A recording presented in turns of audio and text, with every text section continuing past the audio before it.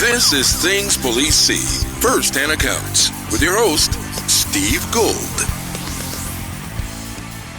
Hey guys, welcome to episode number 3. In this episode, I interview retired California parole agent Miguel Lopez. Miguel went from state prison guard to parole agent to ending up on a fugitive apprehension team for the state.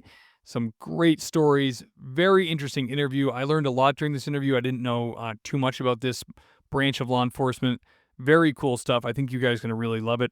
I want to say thank you to everybody who's been listening to the podcast and downloading, and everybody who left a rating and a review. That's a huge help. If you haven't done that and you enjoy the podcast, please go ahead and subscribe, rate, and then leave a written review. That is so awesome if you can do that. Really appreciate it. If you're a law enforcement officer and you want to get a hold of the podcast, or you want to get a hold of me and maybe even come on the show, or if you just have some comments or anything you want to add, or anybody really, you don't have to be in law enforcement, anybody can write to this email and ask me a question. It's thingspolicec@gmail.com. So that's thingspolicec@gmail.com. Go ahead and write to me there. Without further ado, here's my interview with retired parole agent Miguel Lopez. How you doing, Miguel? I'm doing great. Excellent. And you work for the state for how long? 02 to about 2015. So yeah, 13 years. I'm excited for this interview because I don't have so much knowledge about what goes on with parole. I know I worked with them a little bit back in Massachusetts when I was a cop there, and you were part of a team that I got to see the Massachusetts counterpart in action, and it was they were pretty badass. Like if we had a guy in town who violated parole and the state wanted him back, they would send this certain group of guys to apprehend him, and it was nice to have them come and work with us because these guys, it was their specialty, and it's kind of like, it's almost like a state like bounty hunter, right? Yeah. It's Yeah, pretty very similar, yeah. very similar to that. So it's kind of it's a really cool position in law enforcement. So I'm excited to hear what it was like for you. Now you started as a prison guard, right? Yeah, started as a prison guard, correction officer in Lancaster State Prison in '02. In Lancaster's kind of out in the desert. Yeah, it's in Lancaster, California. California State Prison, Lancaster. Yeah, it's nothing much around there. Okay. And Miguel, can you tell us about the first call, or I wouldn't say call, but a first response you had while working in the prison that really got your heart going, really gave you like a bit of an adrenaline dump? What was that experience? Sure. I remember vividly, I was 5 weeks into the department, brand new correction officer. And I was working a housing unit where I was responsible for opening, closing all the doors, um, about 150 cell doors, all the inmates, along with opening the doors for all the staff coming in and out of the building. And it's a gun control position, so it's an elevated position. You have a Mini 14, and you had a 38 revolver.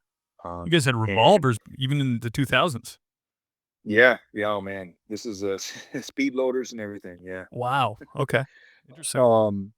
And it was a day, I guess a normal day in prison. My building had just got back from, what was it? Oh, they were actually just leaving, and they went to the chow hall to have their breakfast. So it was early. This is probably around 7 in the morning, and everybody's leaving, and pretty much the building is now empty.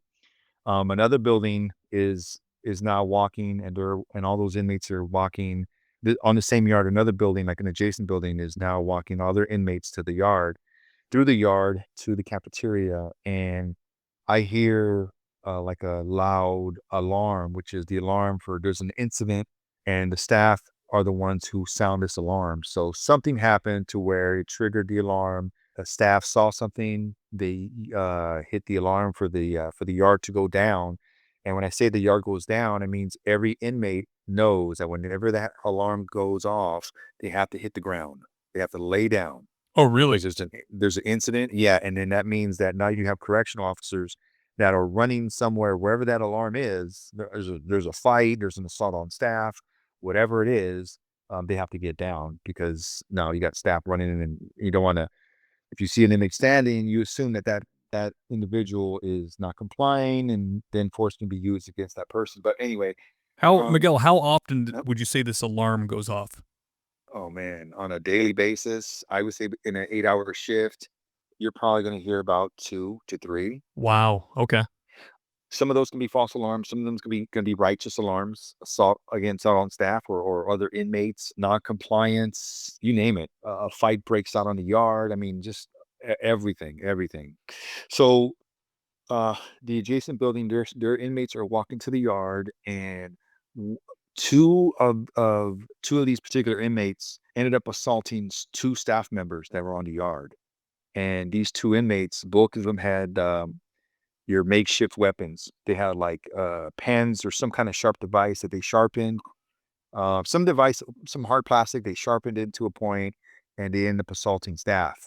Oh, wow. Um, yeah, they got the two staff members pretty righteously. They got them both in the head and kind of scratched their, sliced their head a little bit, and a bunch of blood from these officers was dripping down. So my Wow. situation was, yeah, I was in the adjacent building, and I hear the alarm go off, and at that point, I had nobody in the building, but I still had my Mini 14 on a sling.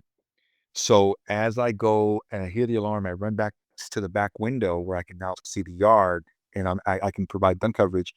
I see that these guys they pretty much just finished with the tussle with these officers because it was quick. They just went up to the officers, cut them up a little bit, assaulted them in the face, the head, and then they complied. They got down, and that was it. So by the time I'm sorry, go ahead. I say, what is the engagement rules for prisoners and firearms? Like, when can you shoot someone? It's different in a prison, right? It is. It is. There is no warning shot. You have to see that clear and present danger, that great bodily injury, can result from what you're witnessing. Okay. So it's pretty much, I think it's a basic, standard use of force procedures, that's established nationwide. So Um, you you know, can't just shoot prisoners like willy nilly. It's still a use of force. Like you have to have that reasoning.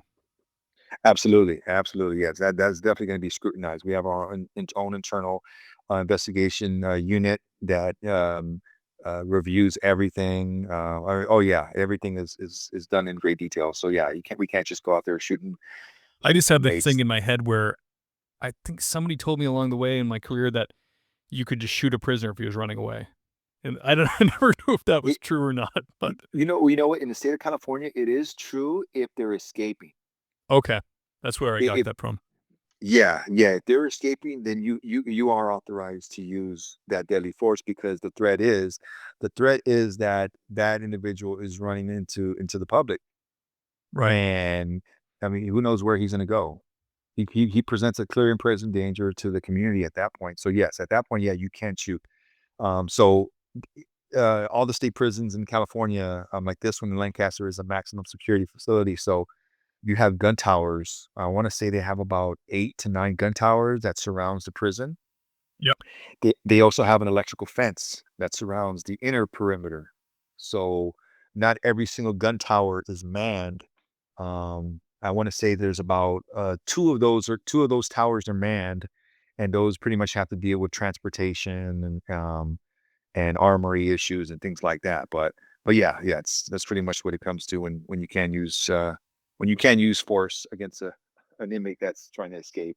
Gotcha. And So I'm sorry to interrupt you, dude. no, no, I had no, this. no. So you have these guys on the ground. They're complying. Yes. As I run to the back window and I can see what's going on, I was like, "Whoa, what the heck's going on here?" And I see these guys are already proned out. The two inmates, they're proned out. The officers, they're kind of the ones who got assaulted, they're kind of breaking away.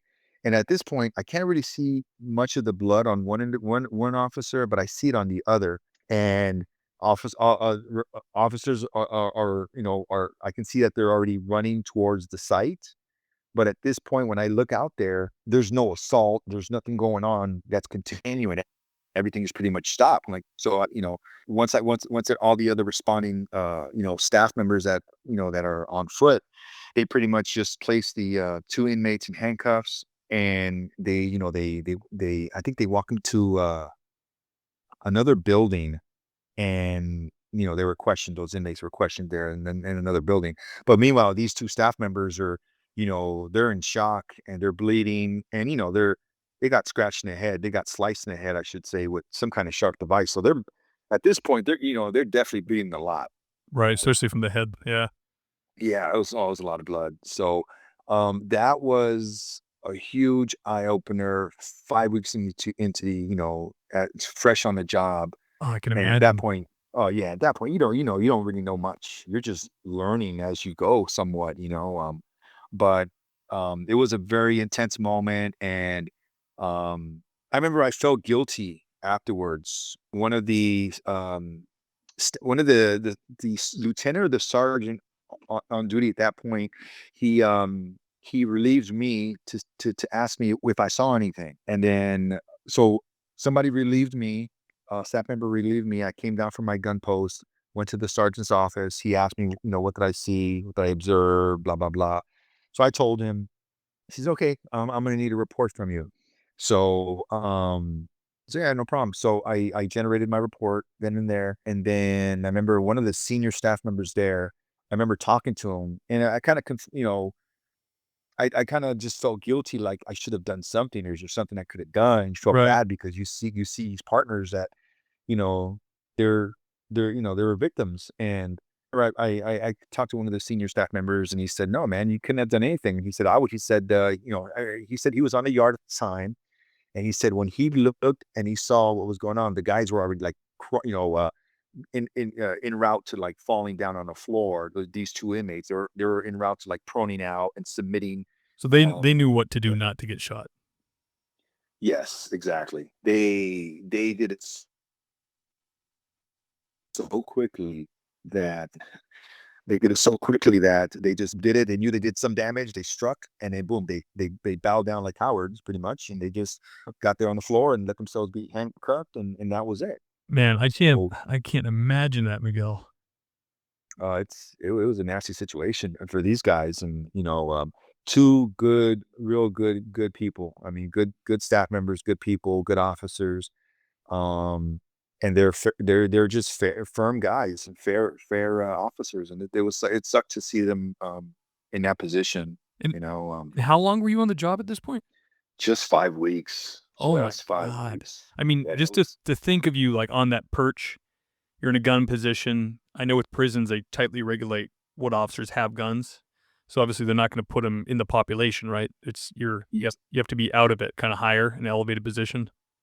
exactly. Yeah, So, you can't get down there anyways. You have this gun, and then that little time on the job, you're supposed to be able to interpret what's going on down there and if you should or should not act. yeah, Thank God it was so clear. I mean, imagine if they were still interacting and the yes. officers are injured, then you're like, "Wait, do I take this guy out?" Or you Yeah, just more damage. These guys oh, have more damage, and damn. by the time I get on site with my Mini 14, and these scenarios play in your mind, because it's a matter of good training to make you a better officer to respond to these kind of situations. So you have to have these scenarios that run through your mind. What would you do? What would you do? And I thought about that. I would have put out the Mini 14, and I would have got my sights there. And, um, these guys are fighting. These guys probably would have been, fighting and tussling and moving and this and that. And that would be a nasty situation if I would have, pulled that trigger, and, you know, there's some movement, and I struck my partner. Oh my God, that's a terrible scenario to think about, but Yeah. it's a reality. Yeah. It's a reality. So sometimes in situations like that, you don't have a shot. So you don't have a shot, you don't take it. And that's one of the things that's, highly stressed upon, correctional officers and officers in general. If you don't have a shot, you just don't take it. Sure. So that applies to any and every peace officer in the state that carries. Damn, No. that's like baptism by fire right there, my man. Oh man, yeah, that was crazy. That was a crazy one. Yeah. And in the institution, there were many incidences. I have many incidents that were just adrenaline rushes, from cell extractions to riots on the yard. There's just so many that go on in there and that I've experienced. So it's a lot of it's a volatile situation. The tension is thick, and the tension is thick your whole shift. As soon as you walk into that prison, the tension, you feel it. And it's a matter of there's 100, 200, 100, 200 inmates on the yard. You feel the tension, like something could just pop off at any moment, and you're always on your toes. You're always ready. You never know. Oh, of course. So, Man, yeah, you're surrounded. yeah, Yeah, that is truly, crazy. yeah, So, it's terrible. Miguel, can you tell us about like your strangest or most bizarre thing that you dealt with in the prisons? Or just on the job in general? Not so much in the prisons.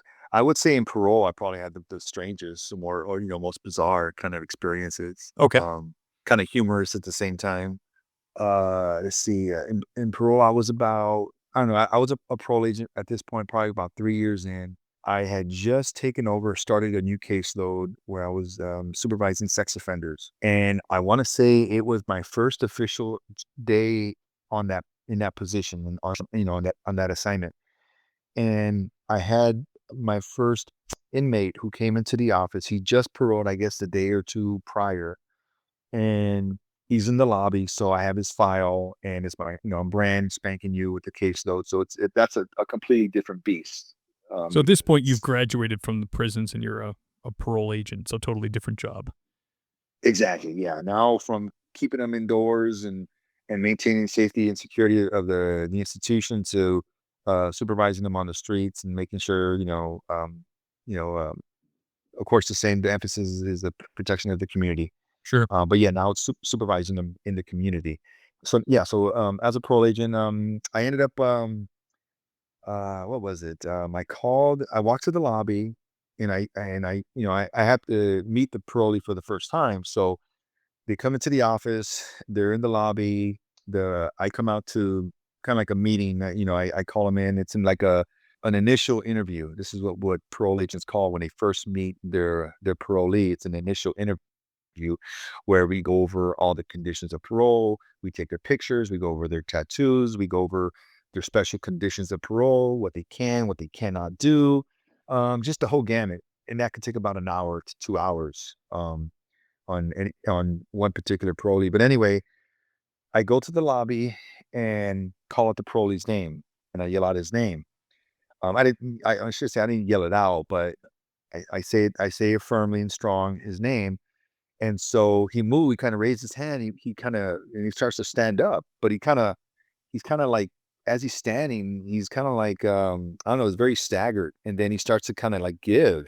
I don't know what the heck was going on. The lobby is full at this point. There's probably 20 to 30 parolees in there.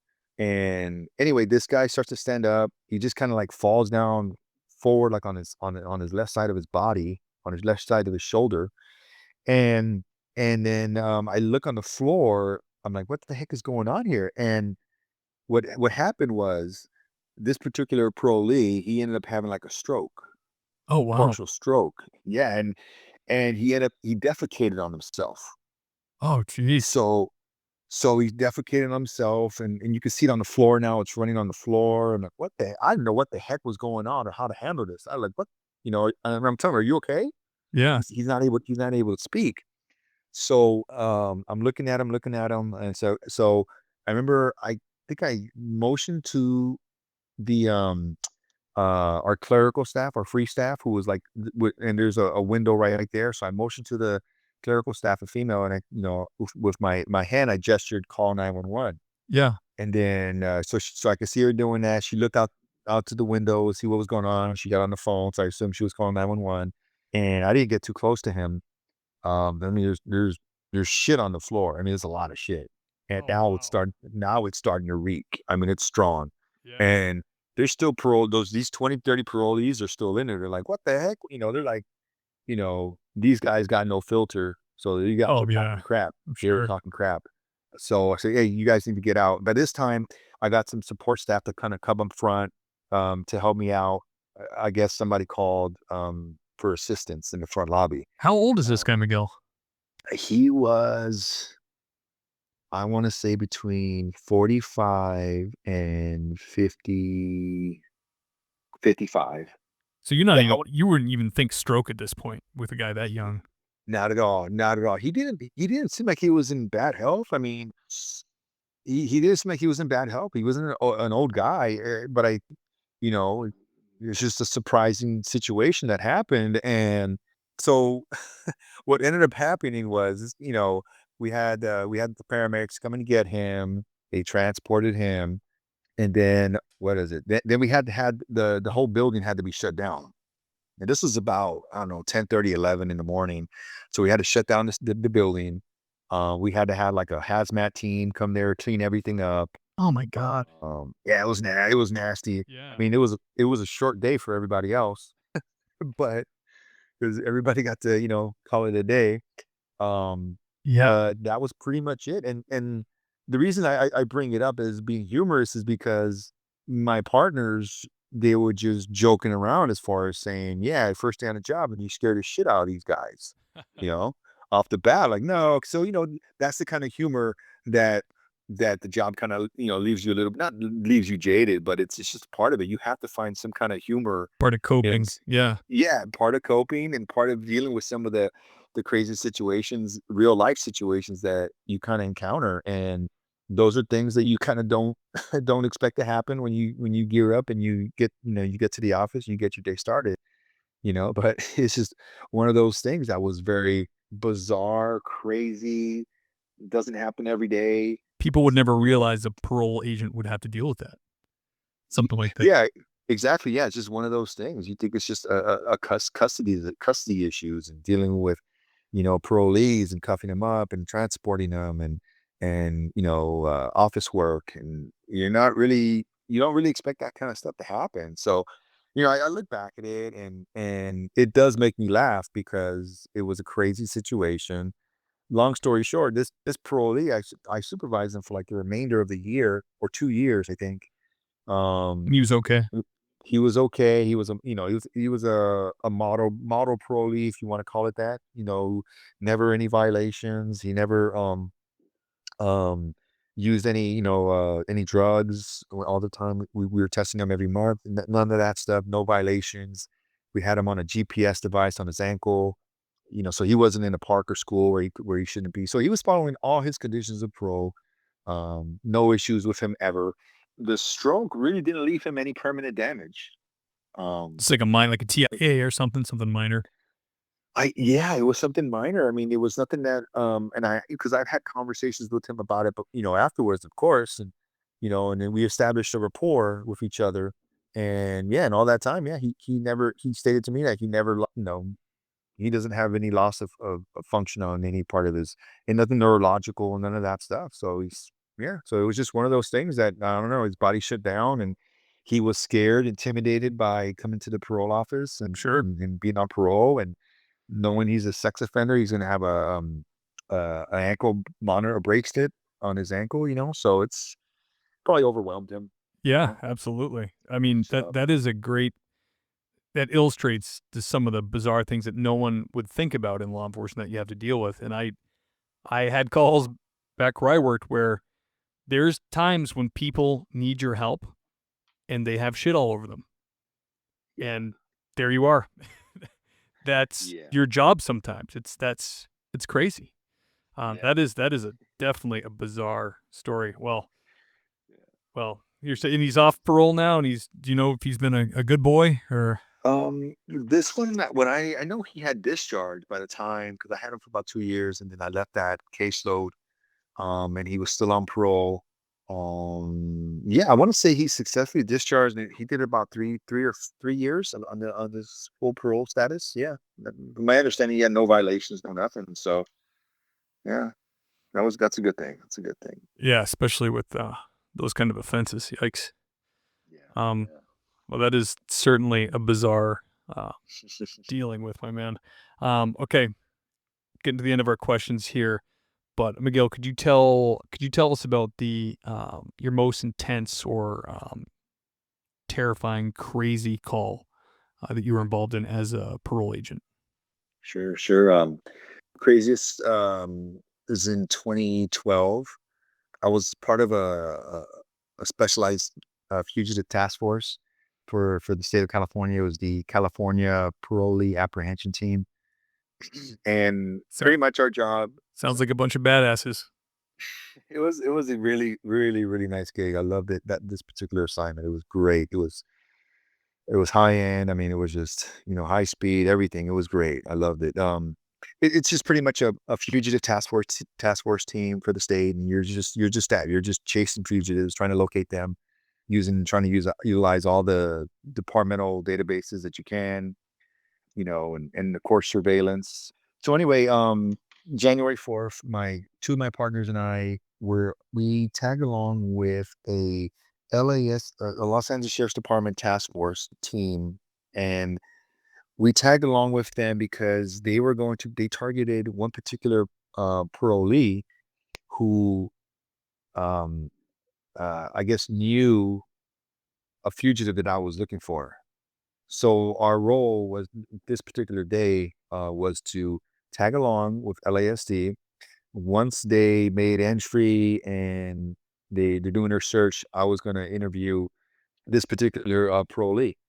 So we did interviewed him, and they also targeted a house that was about 4 or 5 houses away. And when they hit the houses, they hit them simultaneously. So I talked to the parolee from, I guess, location A. After I got all the intel and information from that particular parolee, I walked over down the street, talked to a probationer who was the target of that location, interviewed him, and the intel I got was pretty much the same. So felt pretty confident with that, I guess, because they had no time to contact each other, pass information. So I had all the info I think I could get at this point about my particular fugitive, who I knew both of these guys knew. So we ended up, my partner had the idea of, why don't we just go to the trailer where our fugitive is known to his girlfriend. This is his girlfriend's trailer.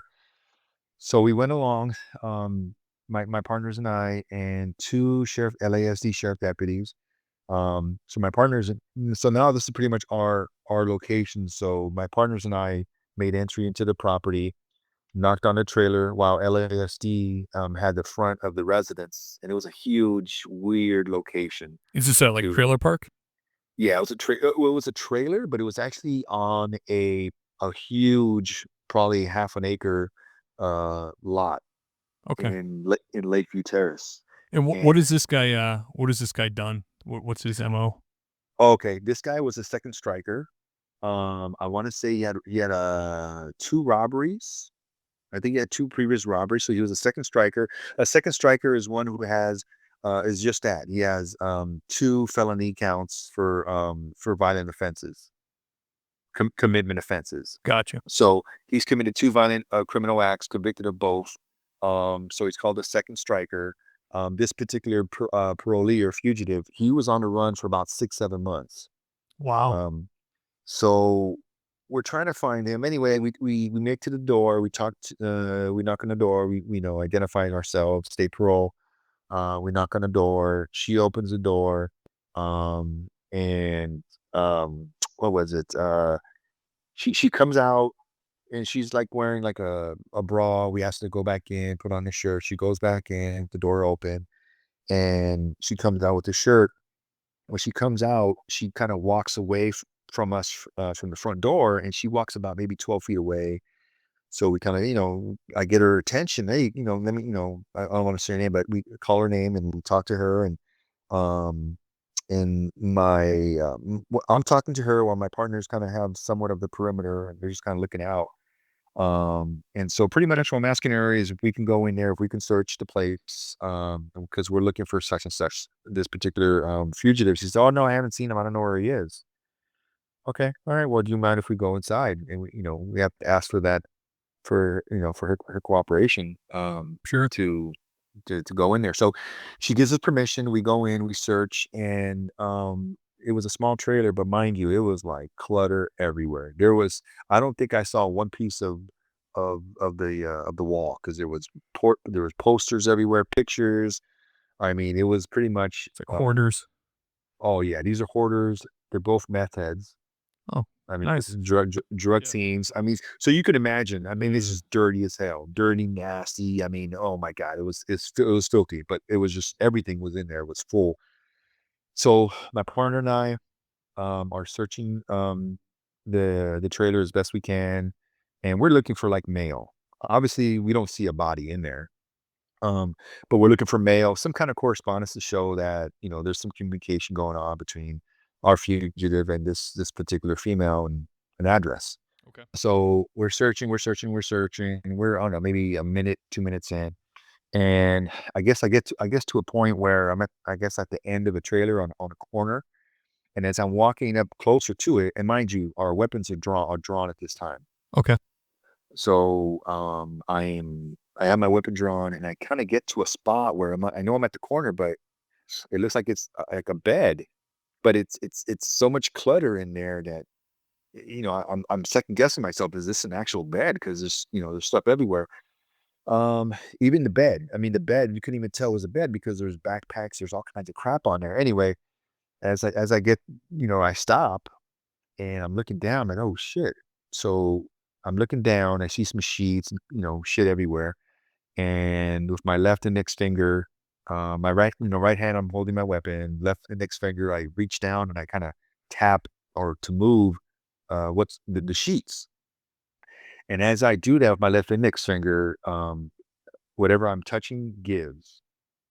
And that was like the scariest, most terrifying moment I've ever had in my life, because as soon as that gave, I knew that was a knee, and I knew shit was not going to be good. You knew you were touching a Because human body. I knew I was touching a human body, because it reacted like a human body. And then once I realized I was touching the knee. And mind you, it's going at everything is going slow motion. From the time I'm reaching, my index finger to the time it finally moved, and there's movement. I mean, it was this super duper slow motion. Sure. Um, so as it gave, with my left, now I just quickly, left hand is now back on the weapon. So now I have two hands on the weapon, and I start to and I yelled, "Let me see your hands, let me see your hands." But as I'm doing this, I'm backing up Right. for Make a little for space. safety, yeah, safety and distance. And so I'm doing that, and then as I'm yelling, I want to say off right after I said it the second time, "Let me see your hands, let me see your hands." Pop. I heard a pop, and that's where I was shot in the face. Whoa. And um, the bullet was now, mind you, um, my partner is we're touching shoulders. Okay. We're a tactical entry. We're still, um, he's looking exactly what I'm looking at, because I can see.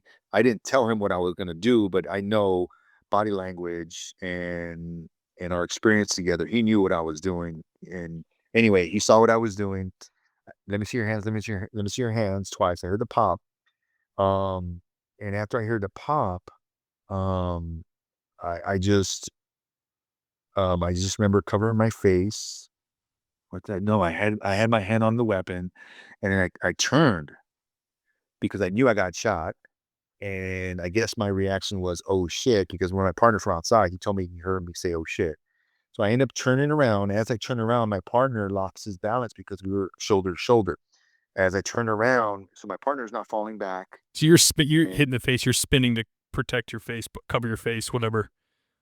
yes, Okay. and at this point, I'm like, I was backing up already anyway, for the distance and safety. So my partner and I swing to my left, knocked him off balance. What the parolee ended up doing, he shot me with one weapon. He actually had two weapons under the blanket after the investigation and everything and trial and all. The one of his left hand malfunctioned. He struck that pin a bunch of times. Wow. That he was holding with his right hand, he hit me. After he shot me, he pointed to my partner, tried to shoot my partner, but the round went up in the roof. Because he was going back a little bit, and he was kind of going off balance and kind of falling backwards. So now I'm egressing. I'm booking it. I'm trying to run out of that trailer. Right. And my partner, he ends up as he's coming out, he ends up returning fire. So we're both running out at the same time. Of course, I'm in front. My partner's behind me, but I know he's running behind me. He's shooting. I hear a bunch of gunfire. Boom, we're both out of there. And we both make it to safety. I make it to my other partner who was waiting outside. He heard the gunfire and he didn't know where it was coming from because this place was like it was a weird rural part of Lakeview Place, and it was a lot of space. So he didn't know he wasn't too sure where the rounds were coming from. So he was like on his stomach. So when I we ran out of that trailer, I saw him. I said, "Oh, get up! They're shooting." So boom, he gets up. So we all run out. We all make it to the sidewalk, and my one partner who was outside, he's assessing me. I tell him, Mike, I'm hit, and he's assessing me to make sure the round didn't go, outside of my, back of my head. Right. And so he's assessing me. He's walking around. He's checking for me, and my other. Then he kind of does a medical check on my other partner that was in the trailer with me. He has him take off his vest, this and that. So at this point, my partner returned, got him about 6 times, shot him about 6 times. Oh, wow. Okay. So you got him like 6 times when you guys were going for cover. Yes, yes. And then I want to say within 30 seconds, helicopter was in the air. I mean, it was so quick. I mean, the response time was absolutely incredible. I've never seen anything like that. So anyway, I ended up getting put in the ambulance. They didn't lose consciousness. Oh, they put you in an ambulance when you get shot in the face? That's, I guess. Yeah, You don't drive. yeah. Damn, man. I can't believe that. You got shot in the face. What did he shoot you with? What kind of gun? It was a 22 Ruger. Um, Really? Luckily, it was just a 22. Still, You know, 22 is taking a lot of lives. yeah, and they move a lot. So, luckily this round it took out 2 molars, and then it took out the 2 molars, and then it got embedded. By the time it hit my cheek, on the inside of my cheek, it was embedded like a pancake. So much that the surgeon actually couldn't find it the first time. He had to do an additional scan because Really? he didn't know where the round was. He didn't see an exit wound or the remaining lead. So he ended up removing it. They had to do a lot of reconstructive surgery that day. And then of course a lot of follow up.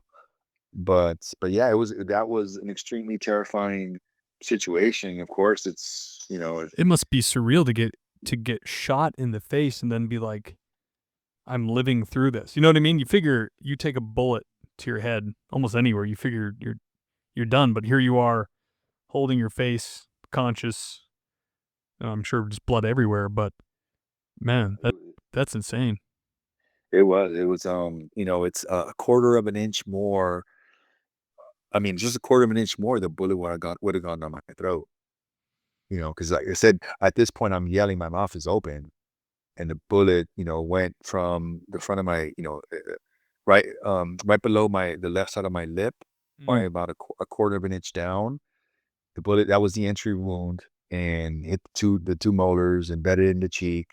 So no, I know I'm extremely fortunate to be alive to live through that, and it was extremely crazy situation, and with that, I think the most overwhelming emotion that I felt with everything that I experienced, from getting shot till, all the rehab and all the reconstructive surgeries and going through all that frustration of surgeries and procedures and workers' compensation and all that. The most overwhelming impact has been the reaction and the response from not just my own administrators and staff members and own agency, but from, I mean, just all the agencies that were there and were there for support. And I mean, that to me, it still affects me emotionally because as a peace officer, you deal with victims all day. and you're trying to protect those victims, people from becoming victims. And for yourself to be a victim is something that I never, ever, ever, ever, ever wanted to be part of.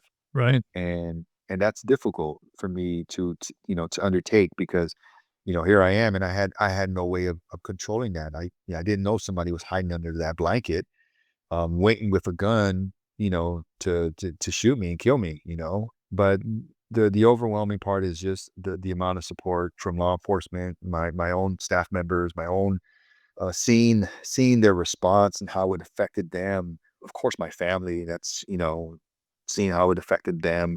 But yeah, it's a very intense situation that encompasses a lot of emotion, and a lot of thought. So Man, it must have given you some real perspective on life, right? yeah, it's things like that. You only get a second chance. You can't. You have to have a good perspective on stuff, and I know it has changed me for the better. I mean, and I was not a bad person before that. I wasn't a jerk. I wasn't, I didn't treat people unfairly or rudely or unprofessionally. I gave everybody the respect they had due and whatever they had coming. But it's affected me yeah, in a positive way of family and the importance of life and just trying to cherish every moment and live life to the fullest. So a lot of good lessons there. Yeah, A lot of absolutely, good man. lessons. It's a great perspective to have.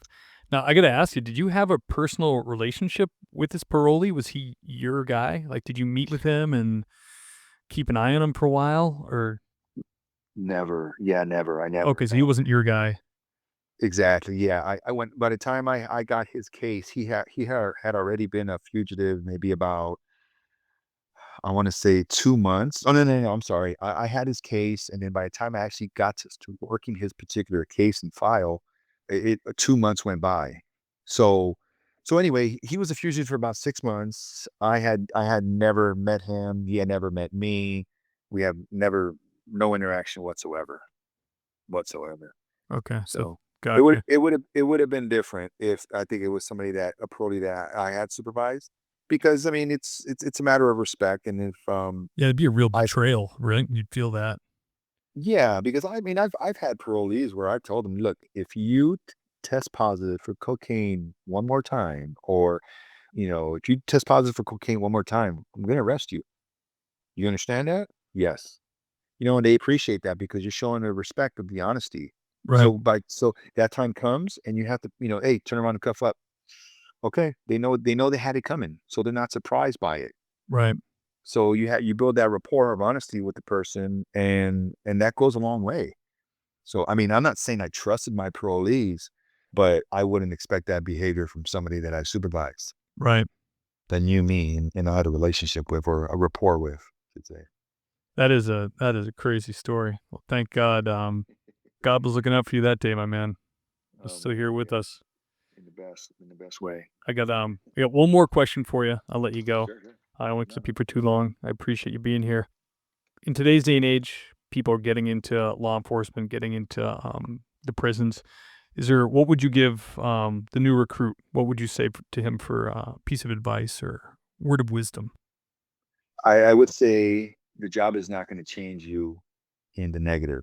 The job will not change you in a negative way. I don't see that. I don't see that happening. I could speak on like my own personal experience and where I started, where I was mentally, maturity level wise, but when I became a peace officer, to where to when I finished, and how I saw my growth mentally, maturity wise, and just in life situations, and then in really volatile, hostile situations that you have to think on the fly. I've seen that growth. I would say just you're going to be the same person who you are, but you're going to be more vigilant, and you're going to be sharper. You're going to be more aware of your surroundings, of what's going on around you, in front of you. I think it's going to be a great growth factor from a new recruit, brand new, green, doesn't really know much what's going on besides the basic fundamental training that you get at the academy. But when you're actually on a job, that's where you're going to learn 95, 99% of the job. The job is not going to change you. It's going to make you into a better person, a more conscientious person.